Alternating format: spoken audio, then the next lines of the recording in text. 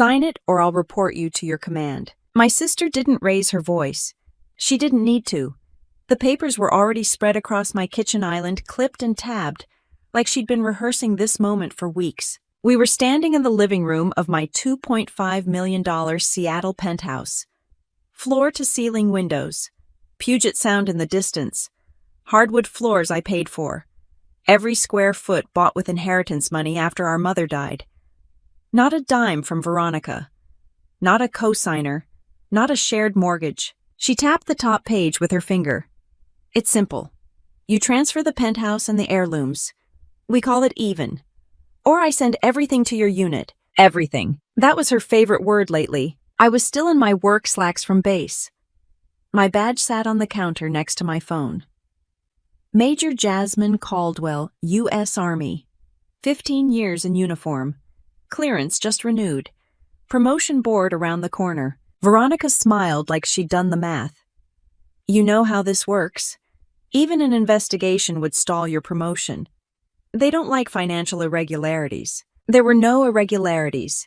She knew that. I knew that.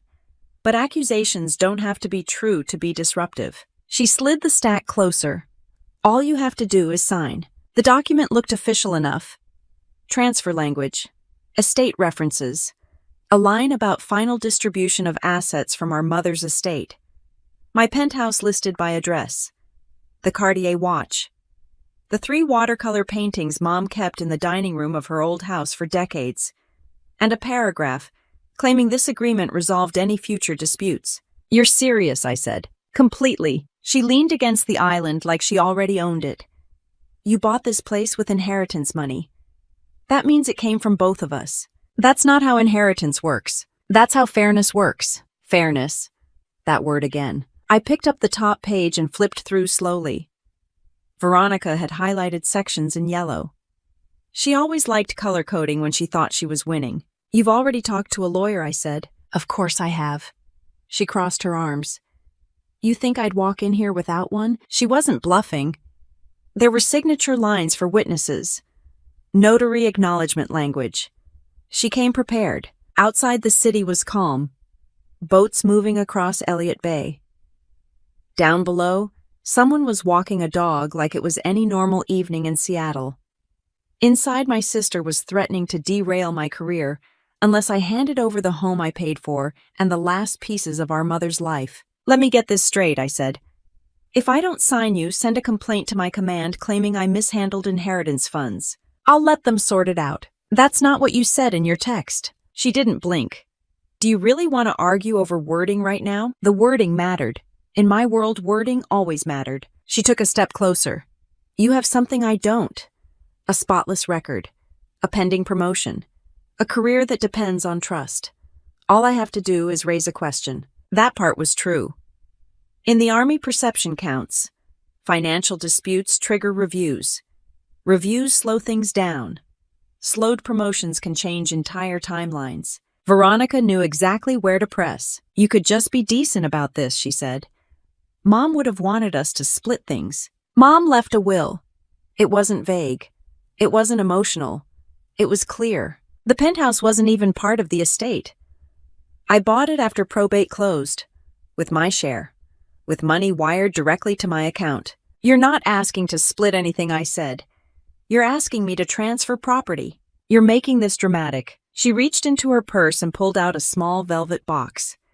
She opened it and turned it toward me. The Cartier watch. Mom's watch. You left this in your safe? Veronica said. You're not even wearing it. What's the point of keeping something locked up? My jaw tightened. You went into my safe. You gave me a spare key when you were TDY last year. That was true. I had. 1 week. 1 emergency. I trusted my sister. You don't need all of this, she continued. You have the Army. You have your career. You'll land on your feet. I'm the one who stayed. I'm the one who handled Mom when you were deployed. There it was. The old resentment. She placed the watch on the counter between us like a bargaining chip. Sign it. We settle everything tonight. The room was quiet except for the faint hum of the refrigerator. My heartbeat wasn't racing. Years in uniform train that out of you. You assess, you calculate. Or what I asked calmly, or I file a complaint first thing in the morning. I'll include copies of every bank transfer from Mom's estate. I'll ask why you moved large sums before final accounting. I didn't. Doesn't matter. They'll still have to look. She wasn't wrong. They would look. I stared at the document again. My penthouse address in black ink. The line transferring ownership. The language about final and complete settlement. Veronica watched me like she was waiting for a crack in my composure. You think I won't do it? She said. I met her eyes. I think you already decided. She slid a pen across the counter. The pen stopped in front of me. Sign it, Jasmine. I picked it up. She smiled. Not wide, just enough. I signed. No hesitation. No dramatic pause. Just my name clean and steady. Veronica exhaled like she'd been holding her breath for weeks. See, that wasn't so hard. I closed the folder, clipped it neatly, and pushed it back toward her. Then I reached into my pocket, pulled out my keyring, and set it on the island next to the watch. Metal against stone. You're just gonna walk out? She asked. Yes. She looked almost disappointed. I thought you'd fight harder. I grabbed my jacket from the chair. You wanted the penthouse. And the heirlooms. You have the paperwork. For a second, she seemed unsure what to say next. Then she straightened her shoulders. I'll have my attorney file this tomorrow. Do what you need to do. I walked past her, past the dining table where Mom's watercolor used to hang, past the hallway that led to the bedroom with the empty wall where another painting had been. At the door, I paused just long enough to lock it from the inside and hand her the spare key from the bowl by the entryway. Enjoy the view, I said. Then I stepped into the hallway and let the door close behind me. The elevator doors closed, and I watched my reflection in the metal as the car started moving down. I didn't look shaken. That helped. By the time I stepped into the lobby, my phone was already buzzing. Veronica worked fast. 3 texts in a row. You did the right thing. We'll finalize everything tomorrow. This is better for both of us. I didn't answer. Outside, the air was cold and damp.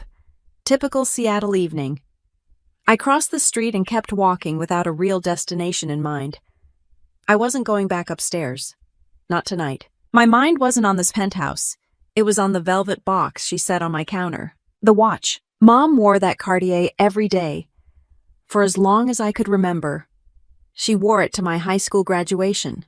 To Veronica's first failed startup launch party. To chemo appointments she pretended were just routine checkups. She used to wind it every Sunday night at the kitchen table. Said it kept better time that way. When she got sick, Veronica moved back home.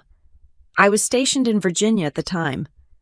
I flew out as often as I could, but I wasn't there every day. Veronica made sure I remembered that. You don't see what I see, she told me once in the hospital hallway. You get to leave. Mom never said that. Mom said we both showed up in different ways. When the will was read, it was clear. Split liquid assets evenly. Personal items were listed specifically. The watch went to me. The watercolor collection went to me. Not because I was the favorite. Because Mom knew I was the one who would keep them intact. Veronica didn't argue then. She cried. She hugged me. She said, "Of course.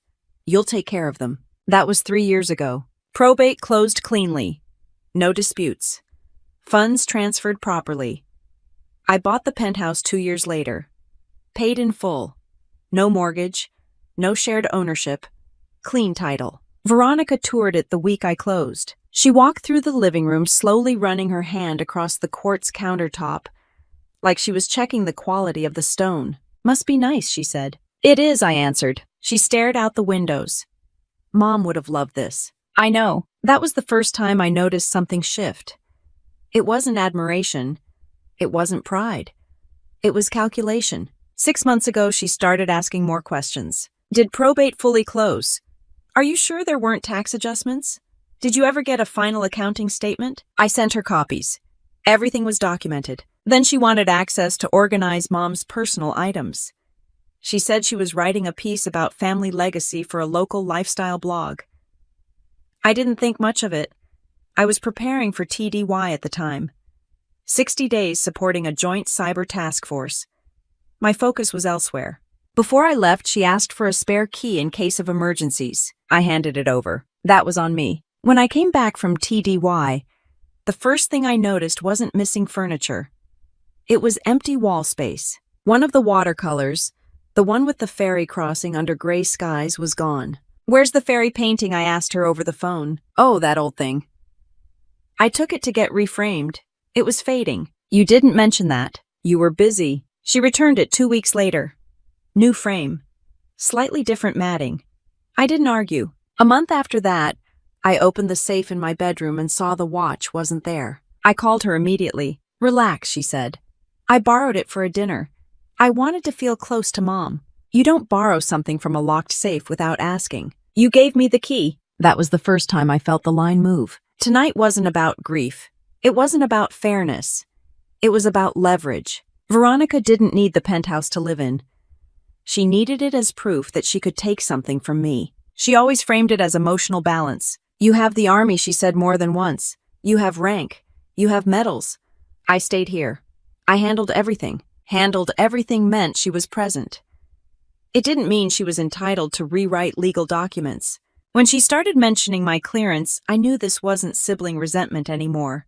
It was strategy. "You moved large sums after Mom passed," she said during one argument in my kitchen weeks ago. That looks suspicious. It was my inheritance. On paper. That phrase stuck. On paper. In the army, paper matters. Paper is what determines trust. Paper is what triggers review boards. Veronica wasn't stupid. She understood just enough about how my career worked to make noise in the right direction. 2 weeks before tonight, she sent me a draft complaint she said she was considering filing. It referenced estate distributions. It questioned the timeline of my penthouse purchase. It implied possible concealment of shared assets. There were no shared assets, but implication travels faster than facts. I didn't yell. I didn't threaten back. I printed the document and placed it in a folder. Then I scheduled an appointment with legal assistance on base. I didn't tell her that. A car drove past, headlights cutting across the sidewalk. I checked my phone again. No new messages. Veronica believed the paperwork tonight finalized everything. From her perspective, she'd forced a correction. From mine, she'd confirmed something important. This wasn't about Mom's watch. It wasn't even about the paintings anymore. It was about control. She thought she could pull one lever, my career, and I would fold. She wasn't wrong. I did sign. But signing doesn't always mean surrender. I reached the corner and stopped at a crosswalk. The signal turned red. Cars moved through the intersection, steady and predictable. My phone buzzed again. This time it wasn't Veronica. It was a calendar reminder. Legal assistance. 0800 hours. I let the light change before I started walking again. I pulled into the JBLM parking lot before sunrise and cut the engine without checking my phone. The base was quiet at that hour. A few cars scattered across the lot. Fluorescent lights humming over concrete. Normal routine. That helped. Routine keeps things steady. Inside the building, I badged through security and headed straight to the legal assistance office. I wasn't there as Major Caldwell cyber intelligence officer. I was there as Jasmine, private citizen with a family problem. The captain behind the desk glanced at my ID and nodded. "Have a seat. Someone will call you." I sat down and reviewed the printed copy of Veronica's draft complaint again. It looked official. Structured paragraphs. Dates. Bank transfers listed out of context. Words like unilateral control and lack of transparency. Anyone outside the situation might assume there was something to investigate. 10 minutes later, a civilian attorney stepped into the lobby and called my name. Her office was small. Law books lining one wall. A framed certificate from the Washington State Bar. "What can I help you with?" she asked. I laid the documents on her desk. "My sister is threatening to file a financial misconduct complaint with my command over inheritance funds," I said. "There is no misconduct, but she's escalating." She read quietly for several minutes. "Has probate closed?" she asked. "Yes, 3 years ago." "Was there a final accounting?" "Yes." "Were funds distributed according to the will?" "Yes." "Any commingling of accounts?" "No." She nodded once. "Then legally this is a civil family dispute. It is not fraud." "I understand that," I said. "But if she files something with my command, they'll review it." "Exactly." She leaned back slightly. "Have you already disclosed the potential dispute to your security manager?" "Not yet." "You should." That was the part I expected. "In your position," she continued, "the risk isn't the accusation. It's the appearance of concealment. If you notify them before she files anything, it shows transparency. That matters. Transparency. In my world, that word carried weight. She also wants me to sign over real property, I said. The attorney looked up sharply. Real property, my residence. Purchased after probate closed. With inheritance funds. Is it titled solely in your name? Yes. Any existing liens? No. She tapped the paper with her pen. This agreement she's pushing. Did you have independent counsel review it? No. Do not sign anything without counsel. Too late. But I didn't say that. Instead, I asked the question that mattered. If I refuse to sign and she files a complaint anyway, then you respond with documentation. If everything is clean, it won't go far. Won't go far doesn't mean won't be disruptive. I thanked her and left with a printed checklist of recommended steps. Step 1, notify security office. I didn't wait. By 09:30, I was sitting across from our unit security manager. He was a retired master sergeant with 25 years in. Not easily rattled. What's going on, Major? He asked. I handed him a summary, clean, factual, no emotion. My sister may submit a complaint alleging improper handling of inheritance funds. Probate closed 3 years ago. I have documentation. I'm disclosing proactively. He skimmed the page. Any criminal exposure, he asked. No. Any outstanding debt tied to the estate? No. Then this stays administrative unless she produces something substantial. She won't, I said. He nodded. You did the right thing coming in first. That mattered more than anything, Veronica understood. Accusations lose power when they're expected. Still, reviews can stall timelines. As I left his office, my phone vibrated. Veronica. I stepped outside before answering. Well, she asked immediately. Did you think about it? I'm thinking. You don't have much time. Time for what? For me to protect myself. That's what this is, I asked. Protection. You moved a lot of money quickly after Mom died. It was distributed legally. That's your version. I let that sit for a second. You really think Command won't look into it? She pressed. They might. And I've already disclosed it. Silence. You what? I notified them this morning. Her breathing shifted slightly. Not panic, but recalculation. You had no right to escalate this, she said. I didn't. I documented it. That makes it worse. No, I said evenly. It makes it transparent. She changed direction fast. Fine. Then let's settle it privately. Sign the agreement and we won't need any of this. There it was again. The penthouse. This isn't about transparency for you, I said. It's about ownership. You don't need that place, she snapped. You're barely home. That doesn't make it yours. You wouldn't even have it if Mom hadn't died. That line landed harder than she probably intended. You're right, I said calmly. I wouldn't. She exhaled sharply. You think rank protects you from family. I think paperwork protects me from confusion. She laughed under her breath. Paperwork can be rewritten. Not always. I'll give you until tomorrow, she said. After that, I moved forward. With what? You'll see. The line went dead. I stood there for a moment, phone still in my hand. She wasn't backing off. But something had shifted. She expected fear. She expected hesitation. She expected me to react emotionally. Instead, she got process. That annoyed her more than resistance ever could. By late afternoon, another message came through. It was a revised version of the property transfer agreement. This one was cleaner. Fewer emotional statements. More legal language. Penthouse address listed clearly. Mother's personal property referenced broadly. A clause about final resolution of claims. She was tightening it, and that told me something important. She believed she was close. I unlocked the front door that night and noticed the silence first. Not the normal quiet. The kind of silence that feels rearranged. The penthouse still looked the same at a glance. Couch in place. Dining table centered. City lights reflecting off the glass. But the left wall in the dining area was empty. The watercolor of the ferry crossing under gray skies was gone. Not moved. Not rehung. Gone. I walked over slowly, staring at the clean square where the paint hadn't faded from sunlight. I knew that exact shade difference. I'd stared at that painting for years while drinking coffee before work. I didn't call Veronica immediately. I went to the bedroom first. The safe was closed. No damage. I entered the code. Inside, the velvet box was missing. For a second, I just stood there, breathing evenly. Military training teaches you not to spike. Assess first. I closed the safe, grabbed my phone, and dialed her. She answered on the second ring. What now? She asked casually. The fairy painting is gone. Oh, that. And the watch. Relax. Where are they? She sighed like I was inconveniencing her.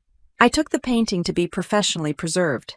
And I borrowed the watch again. You didn't ask. You were going to say no. That's not the point. It is the point, she said. You act like everything belongs to you.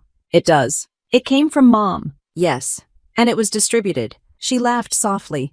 You really hide behind paperwork. I hide behind ownership. There was a short pause. You know, she continued, if we sign the agreement, none of this will matter. We'll officially divide everything. Clean slate. Returning property you already took would help. I didn't steal anything. You entered my home and removed items without consent. I have a key. That doesn't make it yours. Silence again. You're being dramatic, she said. I'll bring the painting back this weekend. And the watch. I'm wearing it. That answer landed flat. Take it off, I said. Why, so you can lock it away again? It was Mom's. And she was my mother, too. The line clicked off before I could respond. I stood in the bedroom for another moment, staring at the empty space inside the safe. This wasn't emotional borrowing anymore. It was leverage. The next morning, I called building management. I need a record of all entries into my unit for the past 60 days, I said. The manager hesitated. Is there an issue? I just want the logs. They emailed a report within the hour. Veronica's key fob had accessed the building 5 times in the past 3 weeks. All during work hours.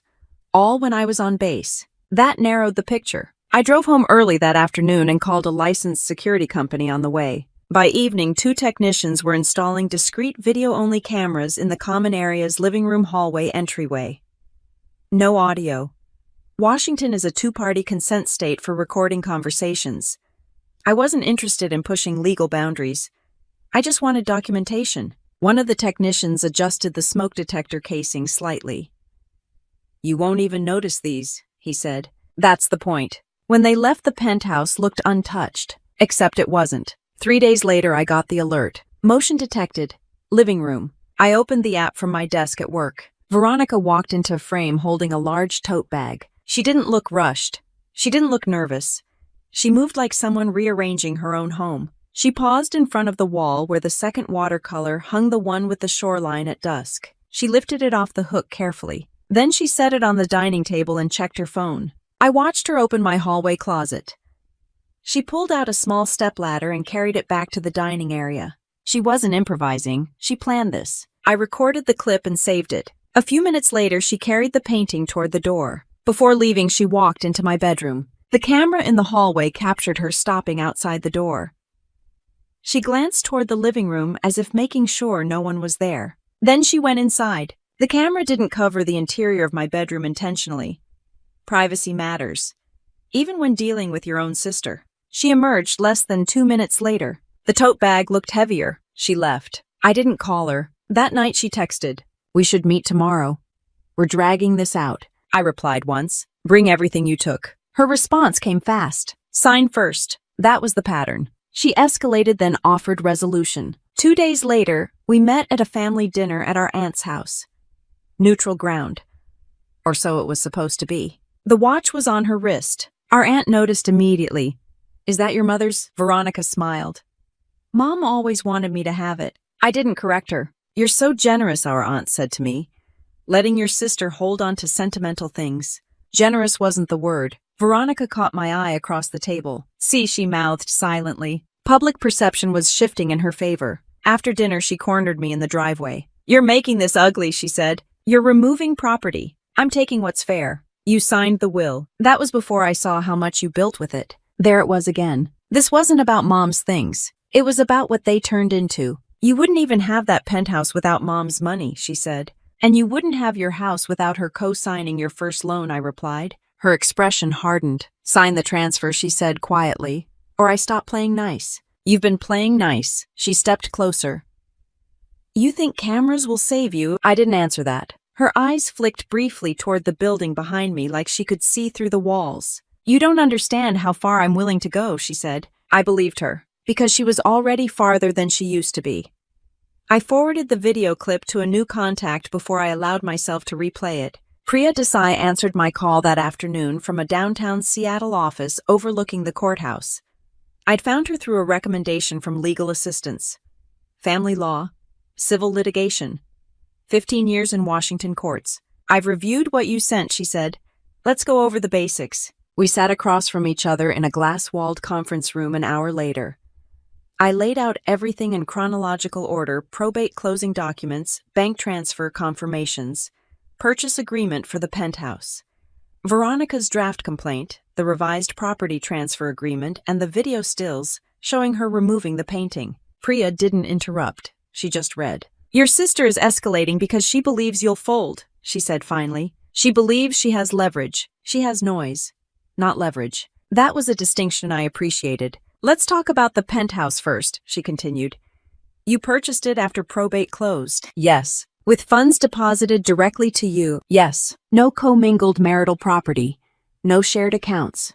No joint ownership?" "No." "Then it's separate property." She tapped the purchase agreement. "Right now, it's titled solely in your name." "That's good. But if she's pressuring you to sign a transfer, we need to make it harder to touch." "How?" "Place it into a revocable living trust." I'd expected that answer. Still hearing it out loud made the path clearer. "Would that look suspicious?" I asked. "Not if it's done properly and documented as estate planning, which technically it is." She folded her hands. "Once the property is in a trust with you as sole trustee, any personal deed you sign afterward doesn't automatically transfer ownership. The trust owns it, and she won't know. She'll see a public record of the transfer, but she won't understand the structure unless someone explains it." Veronica liked surface-level knowledge. She didn't dig into legal frameworks unless she thought she was already winning. "What about the heirlooms?" I asked. Priya nodded toward the printed still image of Veronica carrying the painting. "That's potential civil conversion. She'll claim shared inheritance. Then she needs documentation showing those items were assigned to her. Does she have that?" "No." "Good." Priya leaned back slightly. "We don't rush this. We document everything. We protect the property first. Then we let her push." "Let her push." "Yes.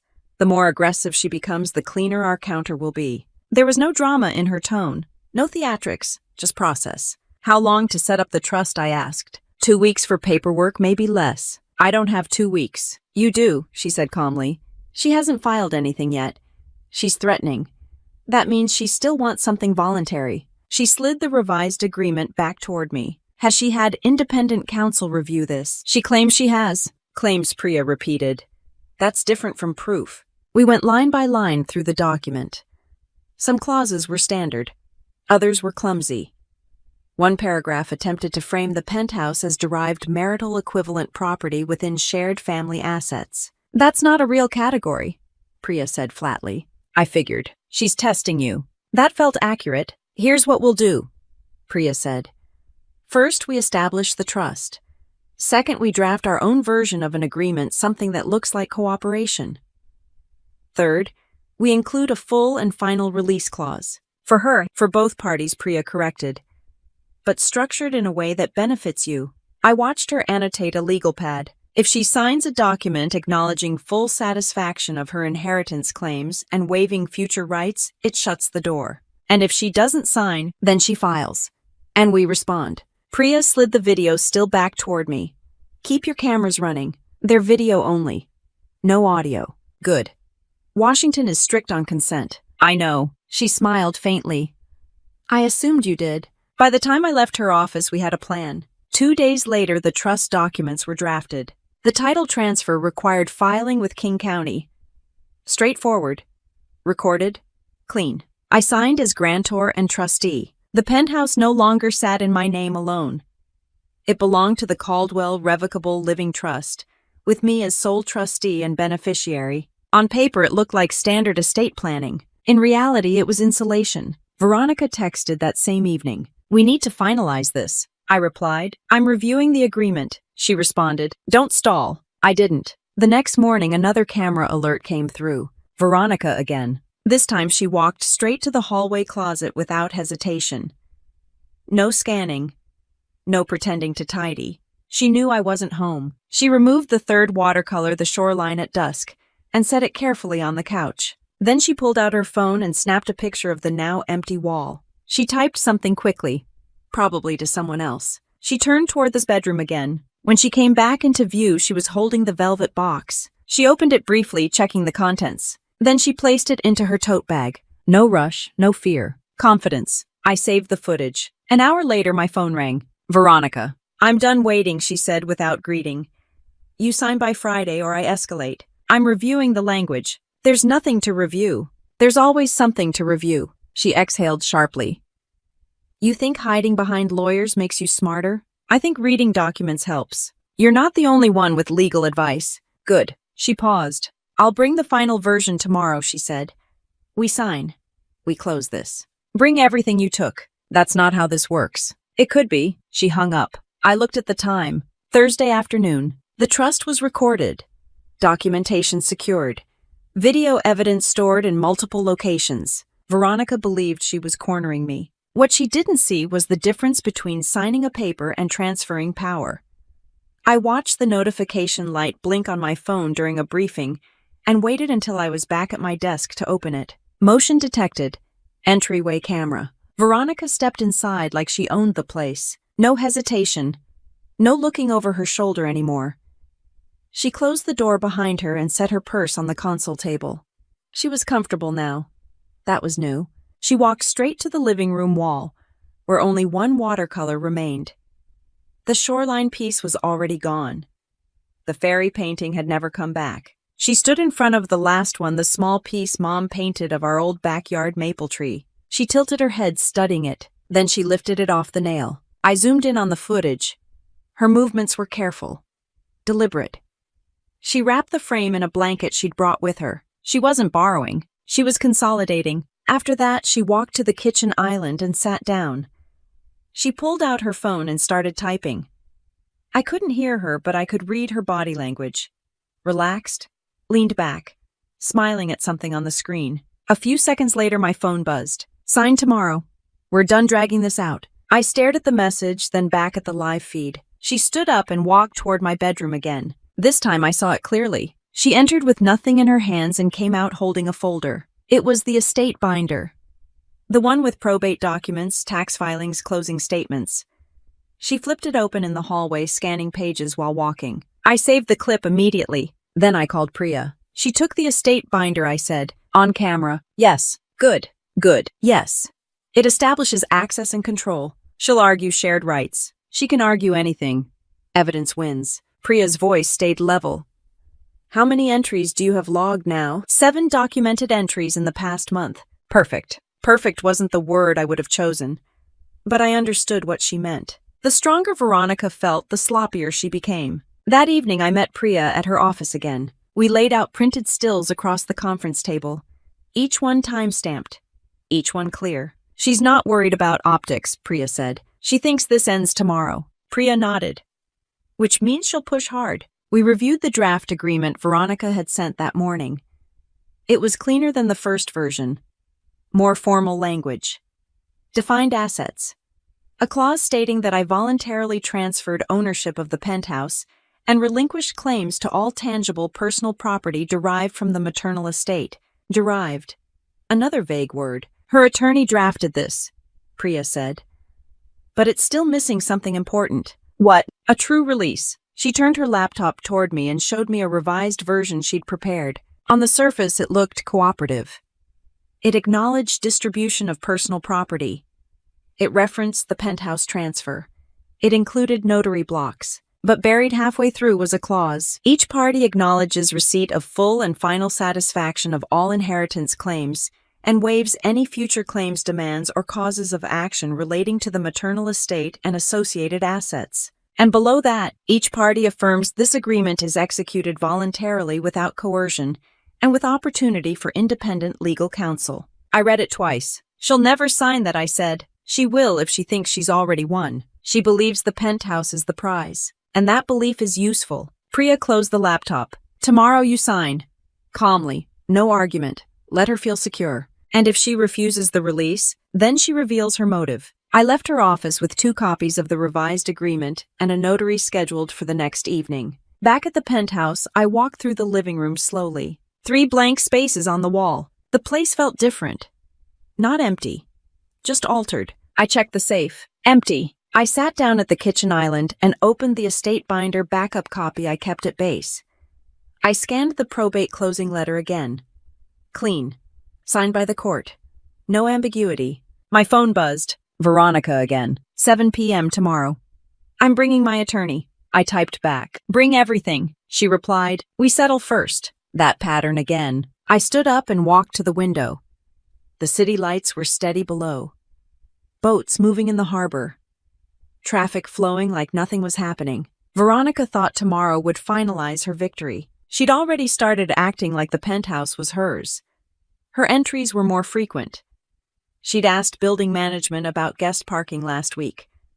They told me that casually when I requested updated access logs. She seemed excited, the manager said, like she was moving in. I didn't correct him. The next morning on base, I received an email notification. Security office, no action required at this time. That meant Veronica hadn't filed anything yet. She still believed voluntary surrender was cleaner. At lunch, Captain Reyes slid into the chair across from me. You look like you're running scenarios, she said. Family issue, I replied. She smirked. Those are worse than operational ones. Sometimes. Everything's squared away. Almost. She nodded. Document everything. I am. That part felt steady. By late afternoon, I reviewed the camera system one more time. Angles clear. Storage backed up to encrypted cloud. Timestamps accurate. I placed the 2 agreement copies neatly on the island. Pen aligned beside them. I didn't move the empty hooks on the wall. When my phone vibrated at 6:42 p.m., I didn't need to look to know who it was. Outside the building, a car door slammed. Through the window, I saw Veronica step out onto the sidewalk holding a leather portfolio and wearing the Cartier watch like a trophy. The knock came exactly at 7:00 p.m. I opened the door before Veronica could knock again. She stepped inside first, heels clicking against hardwood like she already owned the place. The leather portfolio was tucked under her arm.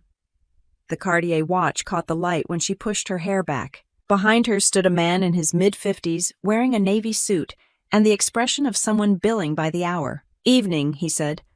Gordon Hale. We shook hands. Veronica scanned the living room immediately. 3 blank spaces on the wall.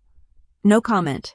She walked to the kitchen island and placed her portfolio on the counter like she was laying down cards in a poker game. Let's not drag this out, she said. Gordon opened the folder and spread out the documents. The penthouse address sat in bold print at the top of the first page. Beneath it, legal language about voluntary transfer of ownership. Distribution of estate property. Final settlement. You've reviewed this, Gordon asked me. I have. He looked relieved that I wasn't arguing yet. This is straightforward, he said. You're transferring title to your sister. In exchange, both parties agree.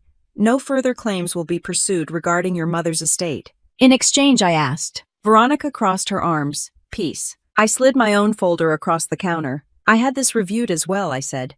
Small adjustments. Gordon's eyes narrowed slightly.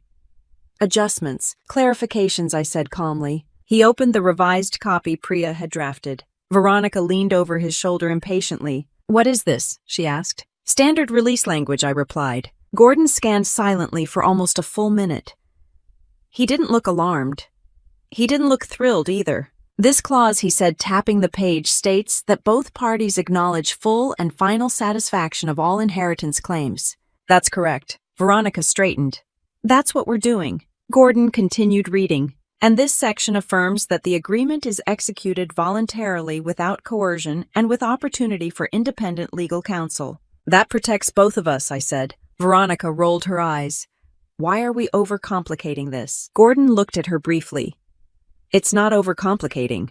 It's normal. He flipped to the signature page. If both parties are prepared, we can execute this tonight, he said. I am. Veronica answered immediately. I didn't respond. She stared at me. You wanted closure. This is closure. The notary. Priya arranged arrived 5 minutes later. Neutral, efficient, ID check, stamp ready. Veronica signed first. She didn't hesitate. Her signature was bold, confident, looping across the bottom of the page, like she was signing a congratulations card. Gordon initialed where required. The notary stamped. Then the document slid toward me. For a moment, the room was quiet, except for the faint hum of the refrigerator. Veronica watched me like she was waiting for a crack. Still thinking, she asked. No. I picked up the pen. My name went on the line clean and even. The notary stamped again. Just like that, it was done. Veronica exhaled sharply, almost a laugh. Finally, she said, I can't believe how dramatic you made this. I closed the folder and pushed it back across the counter. Gordon gathered the documents neatly. We'll file the deed first thing in the morning, he said. That won't be necessary, Veronica replied quickly. I'll handle that. He looked at her for half a second, then nodded. She reached down to her wrist and adjusted the Cartier watch like she'd just upgraded it. You know, she said casually, this really is better for both of us. Is it? I asked. Yes. You don't need a penthouse. You're barely here. And now we don't have to fight. Fight. That was one way to describe it. She looked around again, slower this time. You left the walls empty, she said. I didn't. She smirked slightly. You'll land on your feet.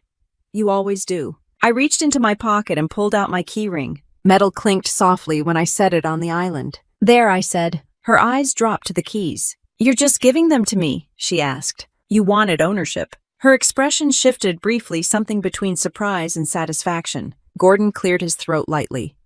We should keep things professional. I am, I said. Veronica picked up the keys and turned them over in her hand. I expected more of a fight, she admitted. I don't fight paperwork, I replied. She laughed under her breath. Good, because I'm done playing nice. You said that before, and I meant it. The notary packed up and left first. Gordon followed after a short handshake. Pleasure, he said politely. Likewise. Veronica stayed behind. She walked to the living room windows and looked out over the city. The harbor lights flickered in the distance. This view, she said softly. Mom would have loved this. I know. She turned back toward me. You really think this doesn't hurt? She asked. It's property. It's more than that. For you, I said. She didn't argue. Instead, she picked up her portfolio and tucked it under her arm. I'll have the title processed tomorrow, she said. Of course. She moved toward the door, keys in hand. At the threshold, she paused. You could have avoided all of this, she said. So could you. She gave a tight smile. Good night, Jasmine. Good night. I stepped out into the hallway without waiting for her to leave first. The door closed behind me with a solid click. I didn't look back. The elevator ride down felt longer than usual. Not heavy, just quiet. In the lobby, I pushed through the glass doors into the Seattle night air and walked toward my car without checking my phone. Upstairs, Veronica had the keys. On paper, she had the penthouse. She believed she had both. I checked into a hotel 10 minutes from base and paid for 3 nights without thinking twice. Not because I needed the room, because I needed space. The receptionist didn't ask questions. Corporate rate. Government ID. Key card across the counter. Upstairs, the room was neutral. Beige walls. Standard desk. Nothing personal to take from me. I set my overnight bag on the chair and opened my phone. 3 missed calls from Veronica. 2 texts. You forgot to transfer utilities. Call me. I didn't respond. Instead, I opened the King County property portal. The trust transfer had been recorded 2 weeks ago.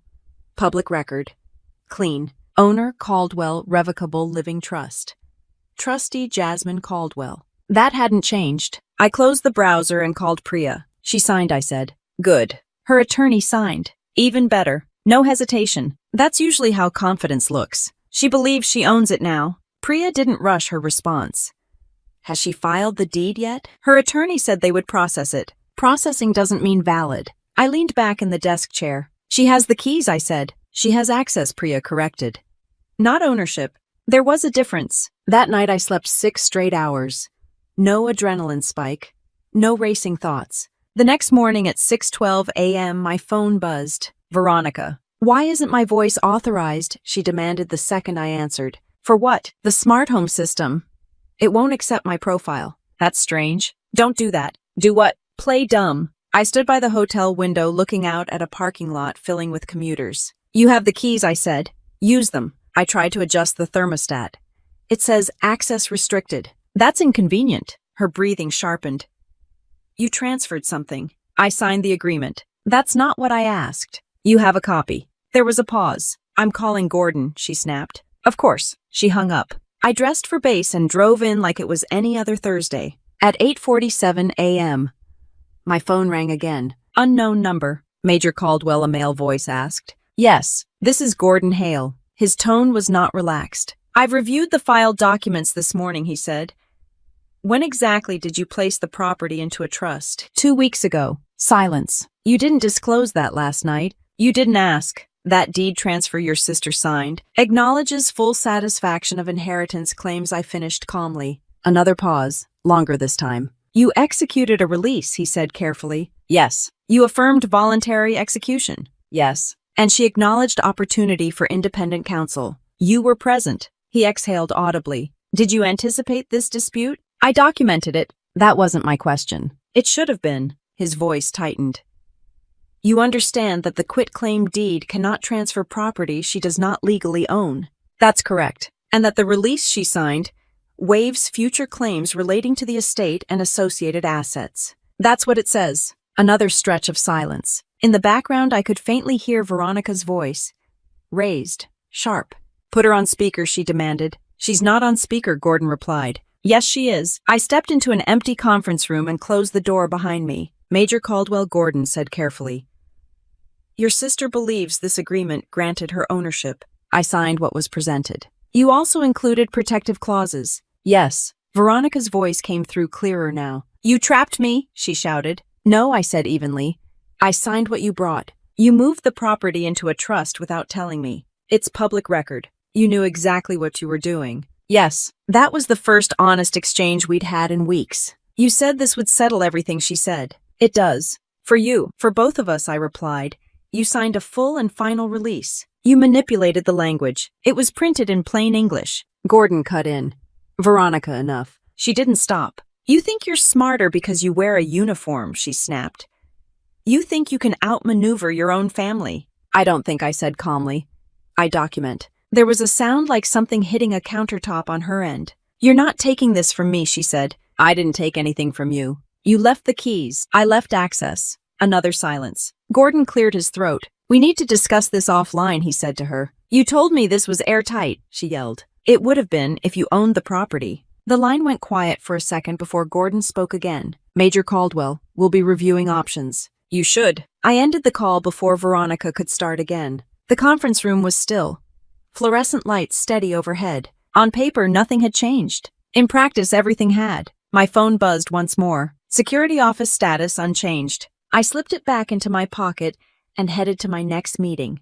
I let her calls go to voicemail for the rest of the morning and focused on my brief. Cyber threat assessment. Clean slides. Clear objectives. No personal noise allowed inside the room. When the meeting ended, I stepped into the hallway and finally listened to the first voicemail. You think this is funny? Veronica's voice was sharp, uneven. You blindsided me. Gordon says the deed won't process. He says the trust blocks it. You knew that. Delete. Second voicemail. You can't hide assets from family. I'll challenge the trust. Delete. Third voicemail. You lied by omission. That one made me pause. I called Priya instead. She's escalating verbally, I said. Good. She thinks I hid the trust. Did you? No. Then you didn't. There was no drama in her voice. Just sequencing. Has her attorney contacted you directly, she asked. Yes, this morning. And he's not thrilled. That's because he just realized his client signed a waiver that limits her options. She's going to claim coercion. Hard to claim coercion when she drafted the original agreement, brought her own attorney, and signed in front of a notary affirming voluntary execution. Facts don't shout. They sit there. What's next, I asked. We formalize. That afternoon, Priya filed a civil complaint in King County Superior Court. Conversion of property. Breach of fiduciary duty related to estate handling. Demand for return of specific items, Cartier watch 3 watercolor paintings estate binder. Request for attorney fees. No theatrics, no emergency motions, just process. By 4:10 p.m., Veronica had been served electronically through her counsel. My phone rang again.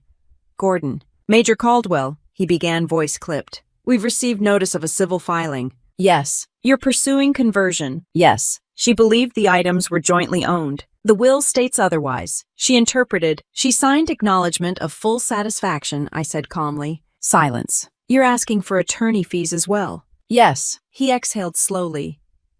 This is escalating beyond what was necessary. It escalated when she removed property. I'm advising her now. I assumed you were. He hesitated. You understand litigation cuts both ways. I do. And you're confident in your documentation. Yes. Another pause. We'll respond formally, he said. Of course. When I ended the call, my phone buzzed again. Veronica, this time on video. I declined it. She texted instead. You're suing me over paintings. I typed back once. Over property. She called again immediately. I answered this time. You filed against me, she said, incredulous. You removed items from my residence. They're Mom's. They were assigned. You could have just talked to me. We did talk. You tricked me into signing that release. You signed it in front of your attorney. You knew about the trust. It was public record. You're twisting everything. I'm enforcing what you signed. Her breathing was uneven now. You left the keys like you surrendered, she said. I left access. You made me look stupid. I didn't. You humiliated me in front of Gordon. I didn't raise my voice. Silence. For the first time, she sounded smaller. You don't have to do this, she said. I already did. I'll give the watch back. And the paintings. And the binder. And, she hesitated. And we drop this. That's not how it works. It could be. You filed nothing, I said. You threatened. You removed property. You signed a release. Now we follow through. You're enjoying this. No. You always wanted to prove you were smarter. I wanted to protect what was mine. She was quiet for a long moment. You think the army makes you untouchable. I think paperwork makes me clear. That landed. You're really going to let a judge see this? She asked. Yes. You'd drag family into court. You already did. She didn't respond immediately. In the background, I could hear Gordon speaking faintly, probably advising her to stop. You win, she said suddenly. This isn't about winning. It is to you. No, I said evenly. It's about boundaries. She laughed once, short, bitter. You think this ends here? It ends when the property is returned. You're unbelievable. I've been consistent. There was another long silence. Then the line disconnected. I didn't call back. An hour later, Priya emailed an update. Opposing counsel has requested discussion regarding potential settlement. That was fast. I replied. Terms unchanged. Within minutes, another notification appeared. Security Office Promotion Board proceeding as scheduled. I leaned back in my chair and let that sit. Veronica believed the fight was about a penthouse. It wasn't. It was about the assumption that blood outranks law. It doesn't. I met Priya at her office the morning the settlement draft arrived. She slid the document across the table without commentary. Clean language. Structured. No emotional framing. Veronica agreed to return the Cartier watch, all 3 watercolor paintings, and the original estate binder within 48 hours. She agreed to withdraw any informal complaints related to the inheritance. She agreed to pay a portion of attorney fees. She agreed to a clause prohibiting her from entering my residence without written consent. In exchange, I would dismiss the civil complaint upon confirmation of compliance. No admission of wrongdoing. That part didn't matter. She folded quickly, I said. She calculated risk, Priya corrected. Litigation exposes documentation. She didn't like that. Neither did her attorney. Especially not him. I signed the acceptance. 2 days later, a courier arrived at my office on base. The velvet box sat inside a padded envelope. The Cartier watch was exactly as I left it. No damage. No apology note. The paintings arrived separately, wrapped carefully in brown paper. Frames intact. Glass uncracked. The estate binder came last. I flipped through it page by page. Nothing missing. That evening I returned to the penthouse. The building manager nodded when I walked in. Thought your sister was moving in, he said casually. Change of plans. He smiled politely and went back to his desk. Inside, the space felt different again. Not empty this time. Restored. I leaned the paintings against the wall one by one before rehanging them. Same nails, same placement, ferry under gray skies on the left, shoreline at dusk in the center, maple tree near the window. I didn't rush it. The watch went back into the safe. I closed the door gently. No dramatic moment, no speech, just routine. My phone buzzed while I was in the kitchen. Promotion board results. Official notification. I opened it standing at the counter. Selected. The words sat there plainly in black font. No fireworks, no music swelling in the background. Just confirmation that my record, my disclosures, and my documentation held. I exhaled once and set the phone down. Veronica texted later that night. We're done, right? I read it twice before answering. We're done, she replied with a single word. Fine. There was no apology. None expected. The following week, we signed the final dismissal paperwork electronically. The court marked the case resolved. No hearing. No judge needed to step in. Just signatures. Captain Reyes caught me in the hallway 2 days after the promotion list went public. Heard you made the cut, she said. I did. She grinned. Drinks on you. Within regulation, I replied. She studied my face for a second. Family situation squared away. Yes. Messy. Documented. She laughed. That's your version of therapy. It works. Back at the penthouse that evening, I stood by the window and looked out over the harbor. Nothing about the skyline had changed. Ferries still crossing. Traffic still moving. City steady. Veronica didn't call again. She didn't ask for access. She didn't bring up the penthouse in group chats. Word traveled through extended family quietly. Not the whole story. Just enough. She tried to challenge the will. It didn't work. She should have left it alone. I didn't correct anyone. I didn't elaborate. I replaced the keyring in the entryway bowl. Not because I expected her to use it, because it belonged there. The trust remained in place. Clean ownership. Recorded properly. Routine estate planning now instead of a defensive move. A week later, I met Priya for coffee near the courthouse. Any further contact, she asked. Minimal. She understands now. Understands what? That paper is stronger than pressure. I nodded. You handled this exactly right, she added. No emotional emails, no threats, just documentation. She forced the pace. You controlled the direction. There was a difference. When I got back to the penthouse that afternoon, I took the velvet box out again and opened it on the kitchen island. The watch ticked steadily. I wound it once the way Mom used to. The motion felt automatic. I didn't think about Veronica while I did it. I thought about structure, about boundaries, about how easy it is for family to assume access equals ownership. It doesn't. I placed the watch back in the safe and closed it. No slam. No dramatic final gesture. Just a click. The walls were full again. The keys were where they belonged. The paperwork was filed. And the view through the windows hadn't changed at all. I didn't win because I yelled louder. I didn't win because I was in the army. I won because I documented everything, stayed calm, and let the law do its job. Family drama feels personal, and that's exactly why it can get dangerous. When someone says we're family while reaching for what's yours, that's not love. That's leverage. This wasn't about a $2.5 million Seattle penthouse. It wasn't even about my mother's heirlooms. It was about boundaries. Blood doesn't cancel paperwork. And loyalty doesn't mean surrendering your future. If you've ever dealt with family revenge stories, inheritance conflict, or pressure from someone who thought you'd fold, you're not alone. These situations happen more than people admit. And they don't end with shouting. They end with clarity, documentation, and calm decisions made at the right time. If this story resonated with you, subscribe to the channel. I share real family drama and revenge stories like this, stories about power boundaries and what happens when someone underestimates the wrong person.